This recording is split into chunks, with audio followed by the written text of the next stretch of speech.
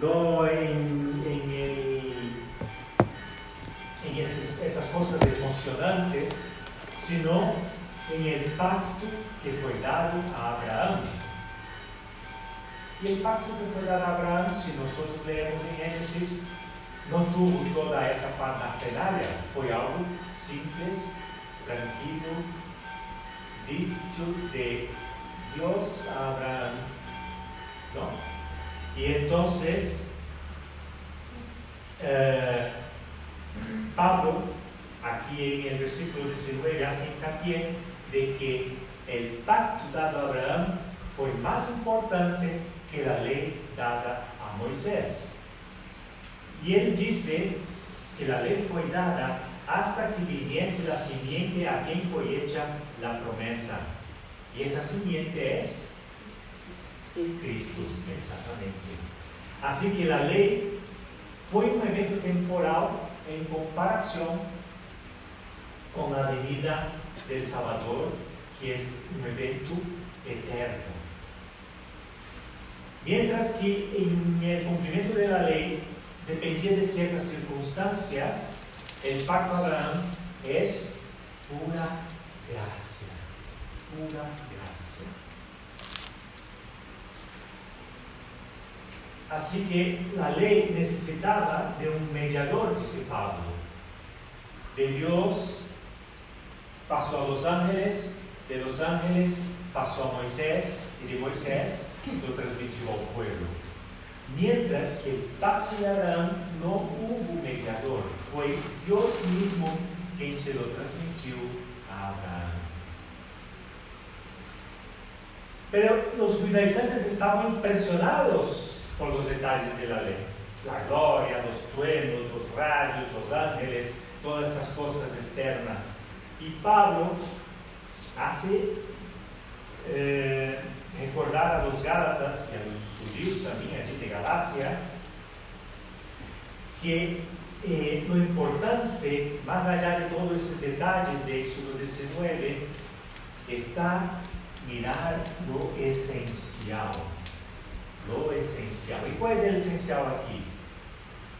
Que la ley era temporal, necesitaba de un mediador, mientras que la promesa del pacto fue permanente, permanece hasta el día de hoy y no necesitaba de un mediador. Fue algo que transmitió Dios directamente. Por eso Pablo dice, Dios es uno. La segunda pregunta que hace el apóstol Pablo aquí a los Gálatas es: luego, ¿la ley es contraria a las promesas de Dios? Y Pablo responde con un rotundo: de ningún modo, de ningún modo. Porque podríamos preguntar, ¿está Dios se contradiciendo? ¿Sabe Dios lo que hace su mano derecha y lo que hace su mano derecha y lo que hace su mano izquierda?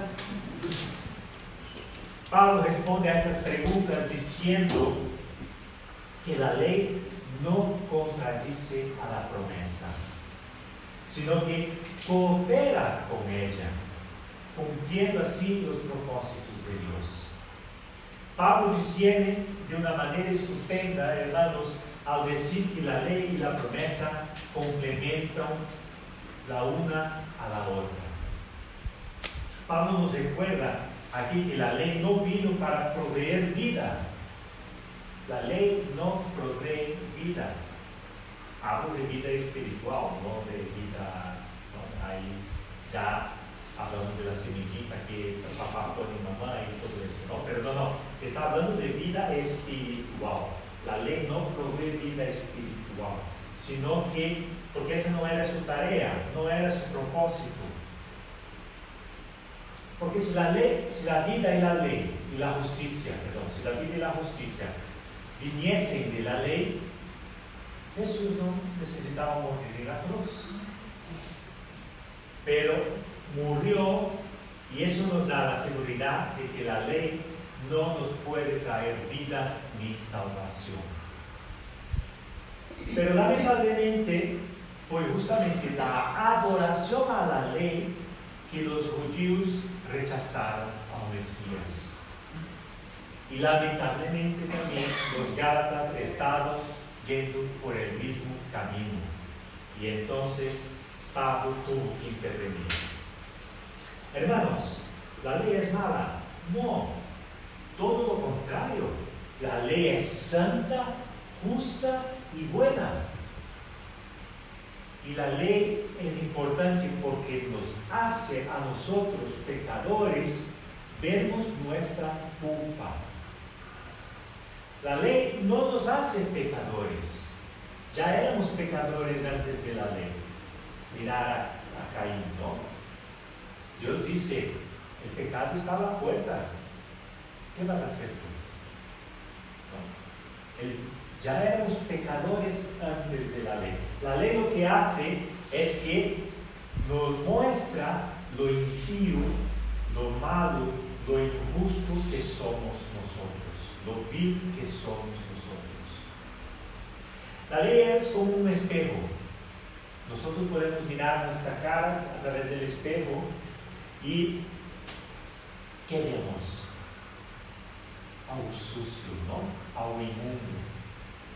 Santiago escribió algo parecido a eso. Él dice, sed hacedores de la palabra y no tan solamente oidores, engañándoos a vosotros mismos. Porque si alguno es oidor de la palabra, pero no hacedor de ella, esto es semejante al hombre que considera en un espejo su rostro natural. Porque él se considera a sí mismo y se va y luego olvida cómo era. Mas el que mira atentamente en la perfecta ley, la de la libertad, y persevera en ella, no siendo oidor olvidadizo, sino hacedor de la obra, este será bienaventurado en lo que hace. Así que en medio de esta sociedad, la gracia es quien nos limpia por medio de la sangre de Cristo derramada en la cruz. Así que la ley no sirve para alcanzar la salvación, mas sí nos lleva a reconocer nuestro pecado.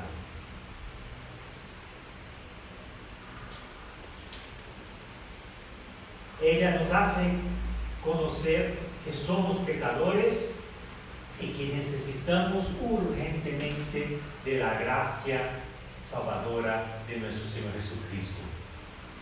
Y solamente la fe, dice Pablo, es que nos puede salvarnos. Pero Pablo no se queda ahí. Él no se queda satisfecho y dice que para alcanzar la salvación, él utiliza una figura que era reconocida de los gentiles, que es el ayo. ¿Sabéis qué es el ayo? ¿Sí? Entonces, el ayo era normalmente un esclavo y él estaba allí para cuidar. Bueno, era un esclavo, no un esclavo cualquiera, era un esclavo bien educado, un esclavo que tenía alguna cierta posición, un administrador, ¿no? Y él era entonces quien se quedaba a cuidado de los niños, llevábalos a la escuela, cuidaba de su educación, ayudábalos en sus estudios. Bueno, era prácticamente los que cuidaban de la crianza de los niños, ¿no? Entonces, pues, esta ilustración del ayo, Pablo nos quiere decir que no fuimos creados mediante la ley, sino que la ley fue quien nos crió. O sea, la ley no dio vida a Israel, pero era quien regía la vida de Israel. Y el ayo nos preparó para la madurez. Nos preparó a los niños de aquella época para la madurez, y ahora que hemos recibido la fe por fe a Jesús en nuestras vidas, entonces ya no necesitamos más del ayo. Eso me recuerda cuando yo tenía 9 años más o menos. Yo iba a casa de un amigo y fui a coger un autobús para ir a su casa, pero iba solo con bermuda, iba sin camiseta. Y el autobús vino y no paró. Y yo me quedé, ¿por qué no paró? ¿Qué pasa? ¿Que no me ha visto o qué? Y me fui para casa ofendidísimo, ¿no? Porque el autobús no había parado. Y llegando allí, mi madre me dijo, es que no puede subir al autobús semidesnudo. Tiene que llevar una camiseta. Ponte una camiseta y vuelve para allá, que el autobús entonces va a parar para que tú puedas subir. Mi madre aquí era mi ayo, ¿no? Es la que me educaba. Yo era pequeño, era niño, y ella era quien me instruía en la vida. Pero ahora que ya soy adulto, ya no necesito mi madre. Obviamente, ella puede aconsejar, ¿no? Pero ya no la necesito más. Ya yo soy suficientemente grande para tomar mis propias decisiones. Y esto era lo que Pablo quería decir a los gentiles, a los gálatas, con el papel de la ley y de la fe. La ley era el ayo, nos ayudó mientras éramos niños, pero ahora que somos adultos, ya no necesitamos más del ayo. Ya tenemos que tomar nuestras propias decisiones mediante la fe en Jesucristo.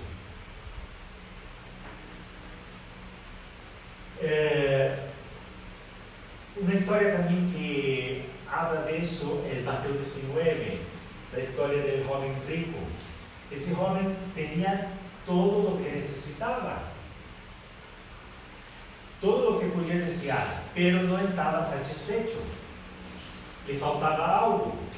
Él había tratado de guardar todos los mandamientos de la ley. Y lo bonito es que estos mandamientos fueron los que le trajeron a Cristo. Así que buscando a Cristo, él pregunta al Señor qué es necesario para alcanzar la salvación.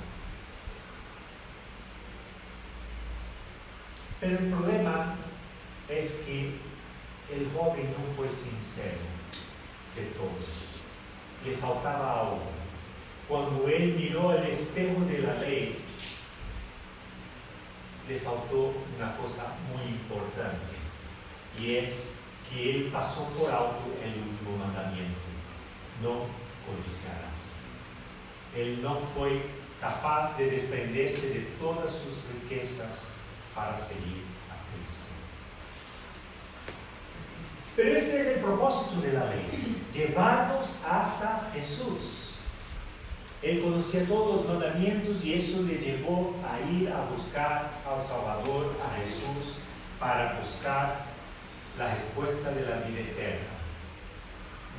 Lo malo es que no pudo desprenderse de sus bienes, ¿no? Pero la ley ha cumplido su propósito. Cristo ha venido, murió por nuestros pecados y resucitó al tercer día. Así que ya el ayo no es necesario. Cristo ahora es quien asume el papel de llevarnos a los pies de Dios. Pero Pablo sigue con otro ejemplo para que los gálatas entiendan lo que él está aquí diciendo y lo importante que es recibir a Jesús por fe y no a través de la ley. Y Pablo dice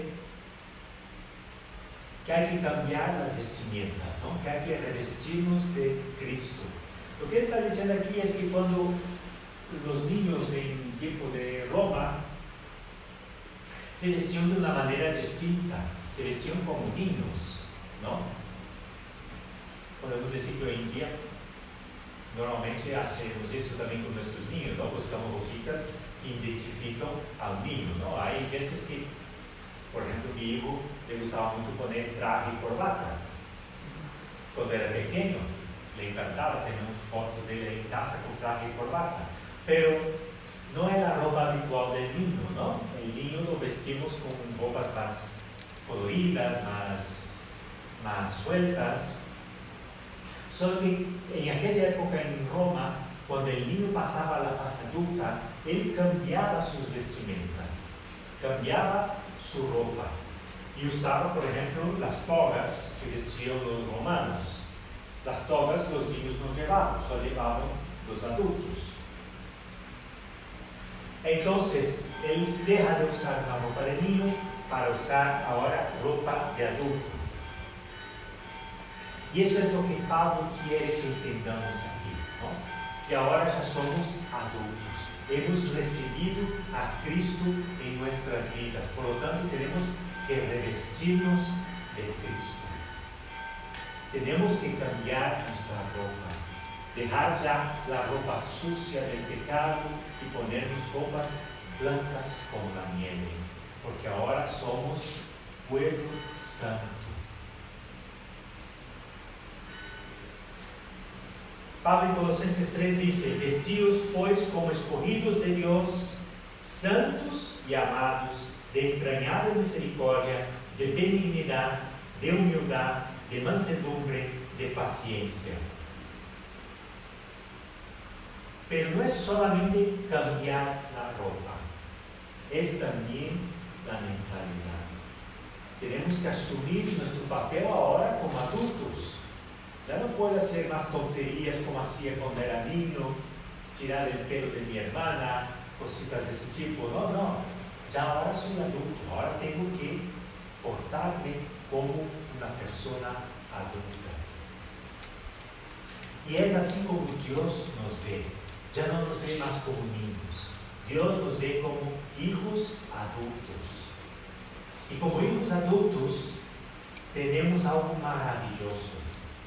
Tenemos la herencia por parte de Dios, por parte de Cristo, perdón. Somos coherederos con Cristo en las promesas de Dios.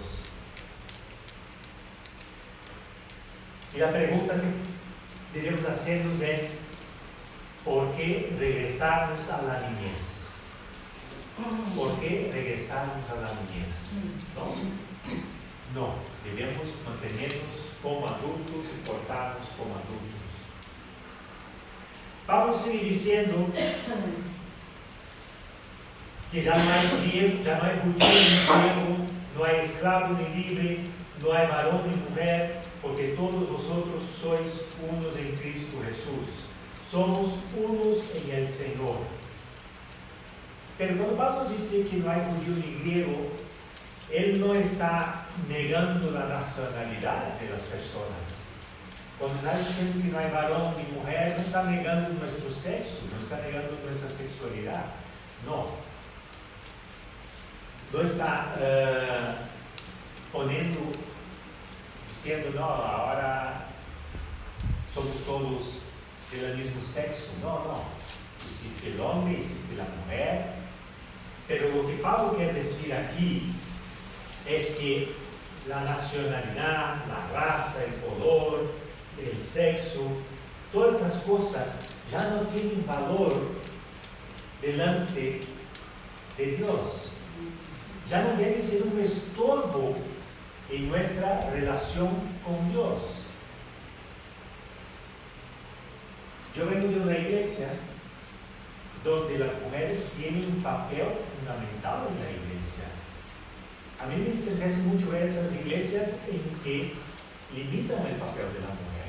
La mujer no puede hablar, la mujer no puede hacer nada. No. Pablo está diciendo muy claramente aquí: todos son importantes delante de Dios.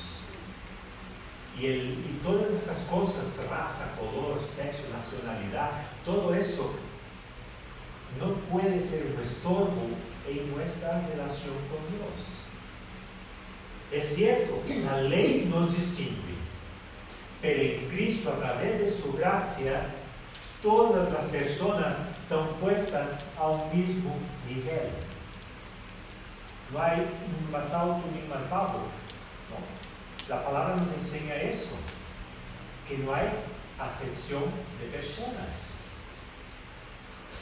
Dios tiene misericordia de todos nosotros, independiente de cuál es nuestra situación, nuestro sexo, nuestra raza, nuestro color.